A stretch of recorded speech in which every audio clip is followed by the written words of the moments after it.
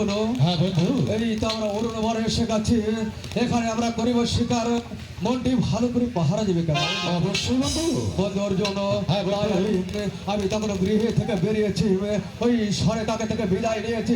সরেকাকে বলেছি, ও সরেকা, তুমি আমাকে হাসি মুখে বিদায় দাও। আমি কখনোই অরুণ বনে শিকার করতে গিয়ে ফিতা হয়ে ফিরে আসিনি। তাই বলছি, তুমি আমাকে হাসি মুখে বিদায় দাও। আমি চলে যাবো সেই উল্কার বেগে, সেই অরুণ বনে। তাই বলছি, মনটি ভালো করে পাহারা দিলে কেন? অবশ্যই বন্ধু। ঠিক আছে বন্ধু, ধরো অস্ত্র, যদি শিকারে কেমন করে পালিয়ে যায়।